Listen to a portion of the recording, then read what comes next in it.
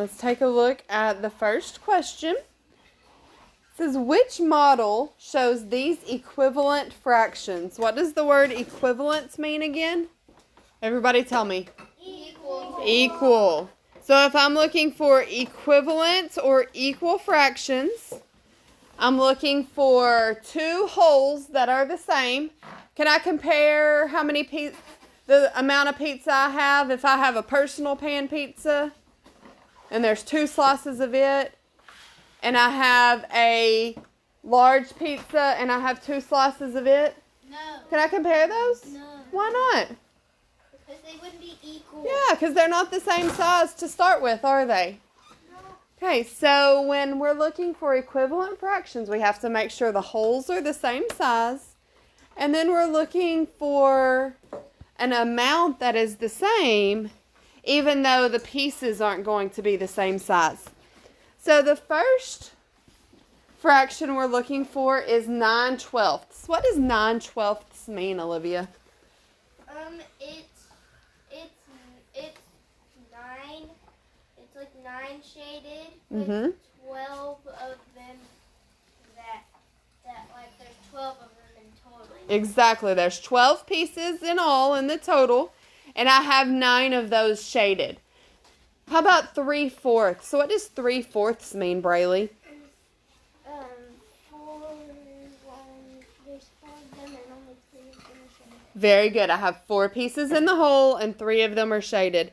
So Cash, which one of those shows that 9/12 is equal to 3/4? The first one. Very good. Option 1. They're the same size to start with. The first one has 9 pieces shaded.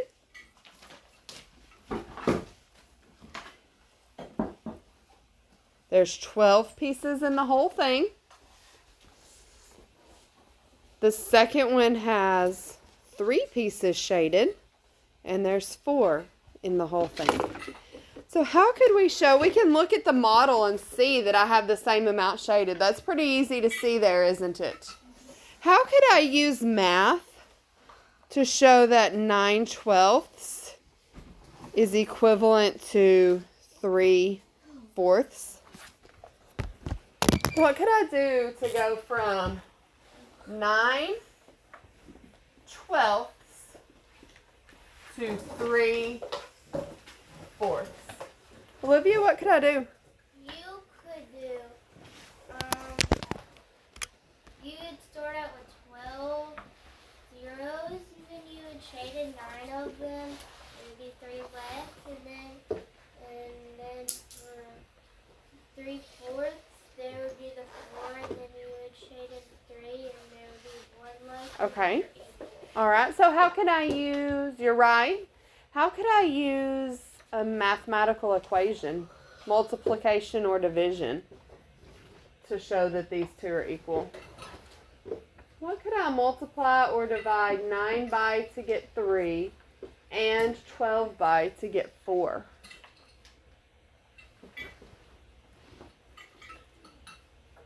How can I get from 9 to 3?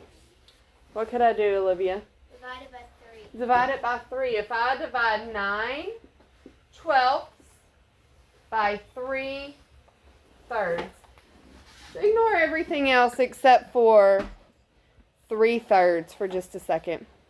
What would 3/3 be equal to? What's that equal to, Jaden? 3/3 would equal to 1/9.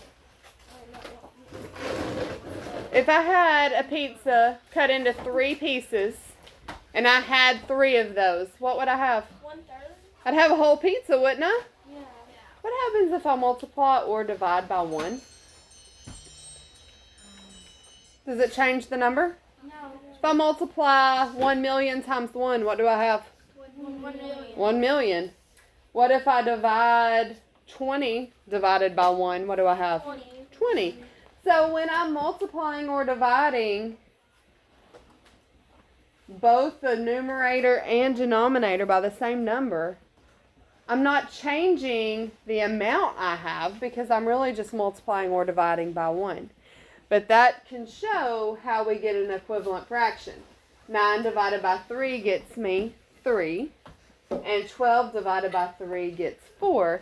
So there's the mathematical equation that shows 9/12 is equal to 3/4.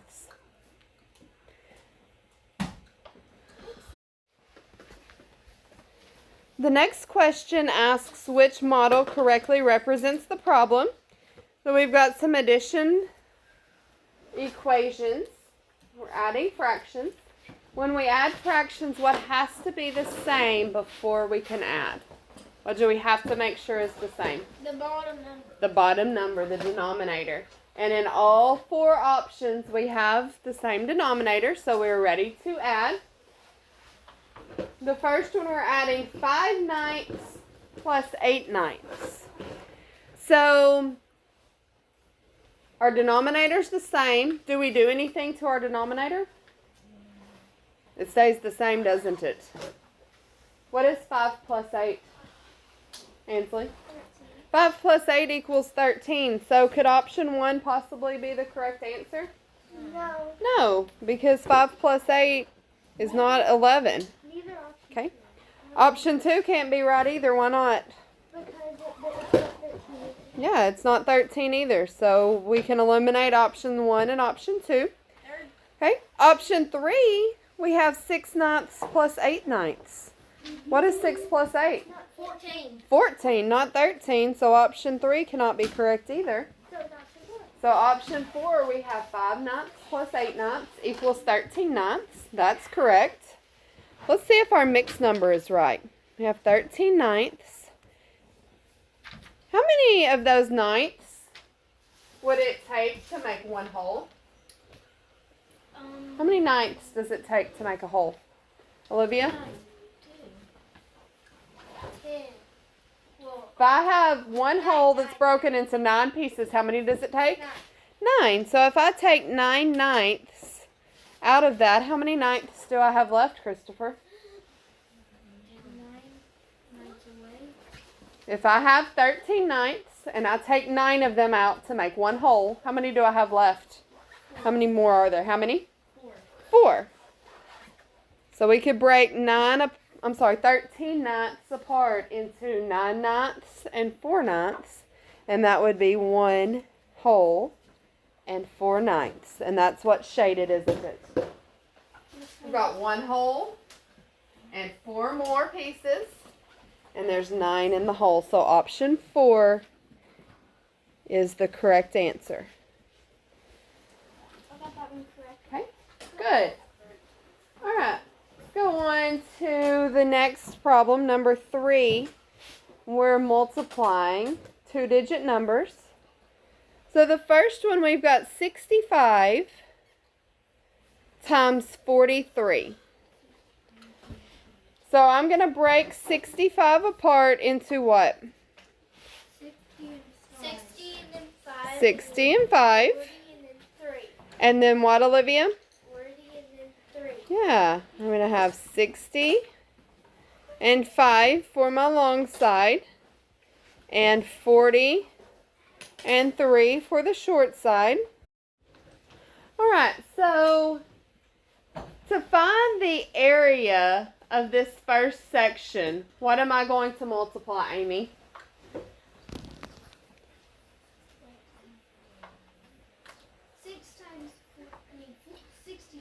Yeah, 60 times 40. My length is 60. The width is 40. 6 times 4 is what?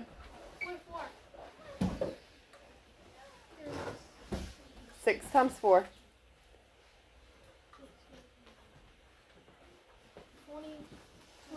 24. And how many zeros do I need? 2. How do you know I need 2 zeros? Because the 60 the 40. Yeah, 24 gets 10 times bigger from 60 and another 10 times bigger from the 40. Okay? How am I going to find the area of this section, Caden? My length is 5 and the width is 40. 40. So we're going to do 5 times 40. What's 5 times 40?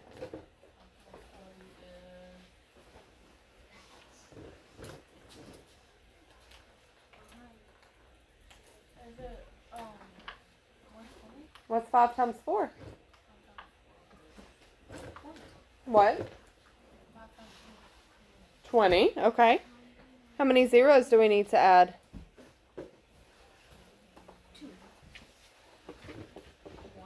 Yeah, just 1. So 5 times 40 is 200.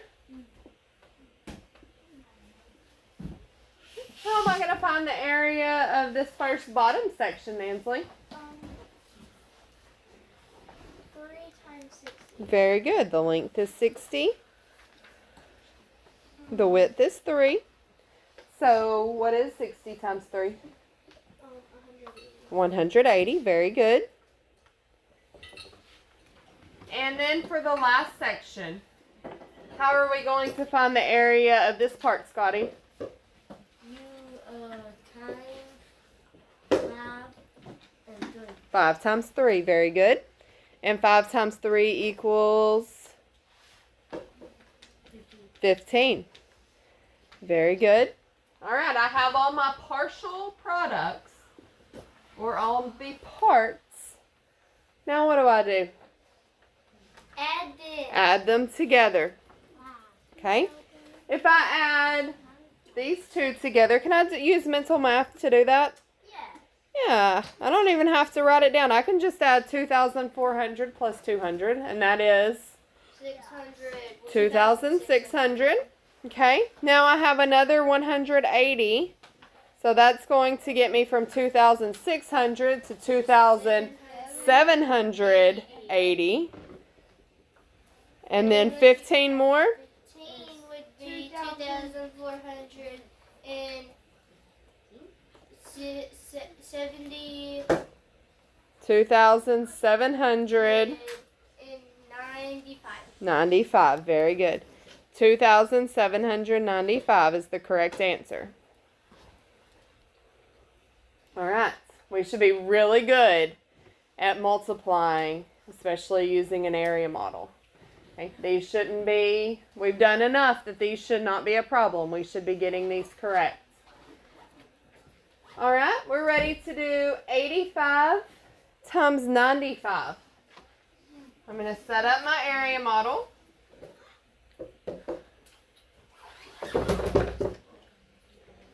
Alexis, what goes up top?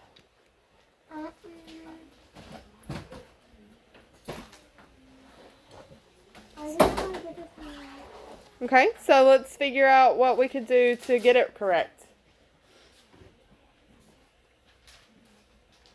What's my longest part going to be? 20 and 7. Look, I'm doing 85 times 95. So if I'm doing 85 times 95, what's the long part of my area model going to be? 90 and 5. 90 and 5. What's the other part going to be, Cash? 5 and 5. If this side is 95,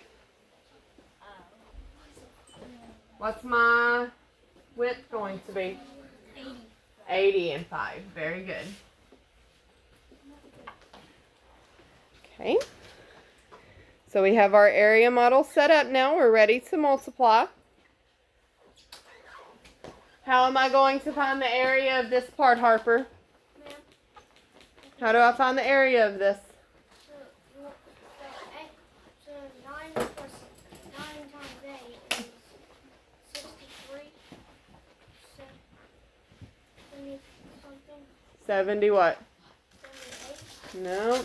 9 times 8.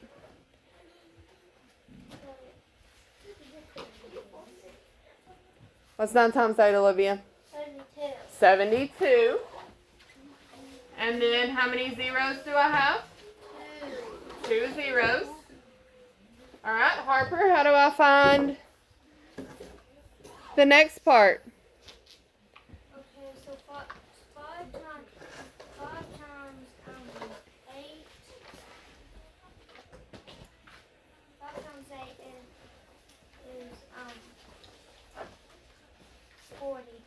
Okay. 5 times 8 is 40. Is that my answer? I've got 5 times 80. No, that's not right. So what do I need to add to it? It's supposed to eight times five times 5 is 5 times 8 is 40. That part's correct, but we're doing 80 times 5. So what do I need to do to make this the correct answer? Add another 0 to the end, so we have 400. Okay. How am I going to find the area of this part? Keith? You're going to do 90 times 5. Mm-hmm. And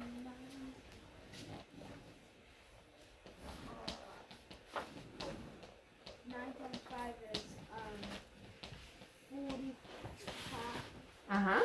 And then you add a 0. Very good. 45, and we're putting that 0 at the end, makes 450. And then how about this last part right here? What am I going to do for that, Jaden? 5 times what? 5 times 5 is... Say it again. I couldn't hear you. 25. Very good. All right. I have all my partial products. What do I do with them? Add them up. Okay. I can take this 50 from the 400 and the 25. If I put those together, how many 10s and 1s do I have? What's 50 plus 25? 75. Okay. So now I'm ready to add my hundreds. I have 400 plus 400 is 800. Plus 2 more is 802. 2 more hundreds. 800 plus 200 is 1,000. If I add the 400s plus the 400s plus the other 200, that gets me to 1,000. So if I take that 1,000 plus the 7,000 I have, how many is that going to be? 8,000. 8,075 is our correct answer.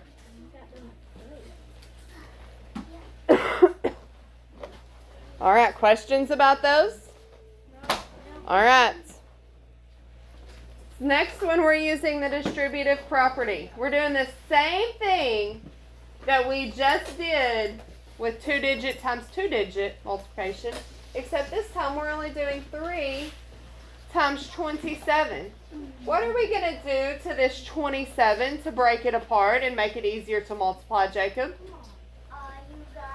You can break it apart into 20 and 7. Yeah, I'm going to break it apart into 20 and 7. So if I break that apart, if I make A 20 and B 7,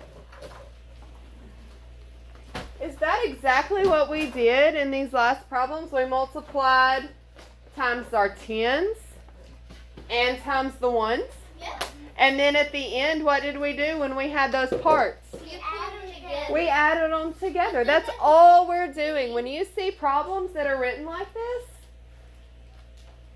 we're doing the exact same thing we've been doing in our area model. We just don't have the model drawn. So the first thing I'm going to do, these parentheses tell me that I need to multiply 3 times what? 20. 3 times 20. What is 3 times 20, Amy? 60. 60. So C is going to be equal to 60. Then I have another set of parentheses. I'm going to do 3 times 7, and that is what? What is it, Amy? 21. So D equals 21. So now what do? You add 60 and 21. Yeah, I've got my two parts or my two partial products. And I just have to add them together. 60 plus 21 equals what, Owen? 81. 81. So E is 81. 3 times 27 equals 81.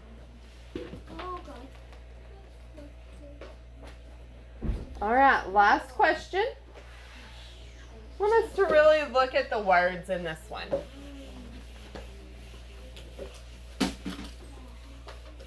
And pay attention to what the story is telling us. There were 48 cookies on the counter. That is 6 times the number of cookies in the oven. How many cookies are in the oven? All right, so let's look at just the words here. There were 48 cookies on the counter. That is. What is that talking about? What's that talking about? It means that it's a specific thing. What specific thing is it talking? What part of speech is that? Number that they're talking Hold on just a second. Hold on just a second. Hold on. Hold on just a second. That is 6 times the number of cookies. It's more. That is a pronoun. It's talking about something else. What's the antecedent to the pronoun, or what that is referring to? That is. What is that?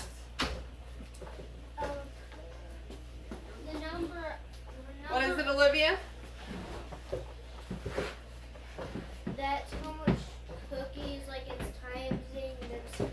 That is talking about the cookies. That goes back to the 48 cookies. So we have 48 cookies. Then we have this word is. What does the word is mean usually when we have a math problem? What can we replace is with? What mathematical symbol? Equals. So far we have 48 equals. Okay. Now we have 6 times the number of cookies. What is this telling me to do? 6 times. Multiply. Multiply by 6 times something? How many cookies are in the oven? So what's the part that we don't know? How many cookies are in the oven? How many cookies there are in the oven? I'm just going to use a C for cookies. That's our unknown. So based on just looking at that, at the story problem that they gave us, I have my equation. How can I rewrite my equation so that the unknown, the number of cookies, 6 times. is out there? How can I do that so that I can make that C, the number of cookies, be by itself? Alexis? Divide it. Yeah. What am I going to do to divide? You're going to do 48 first. Okay. 48, and then what? 6, and then the C. Yeah, 48 divided by 6 is equal to the number of cookies. All we did was change our multiplication problem into a division problem. And what is 48 divided by 6? Cash? 8. 8. So there's going to be 8 cookies where? In the oven. In the oven. Okay. So now which one of our 4 options shows that there are 8 cookies in the oven, Cash? 4. Option 4 shows that there were 48 on the counter, and that is 6 groups of 8. All right, questions about today's daily math?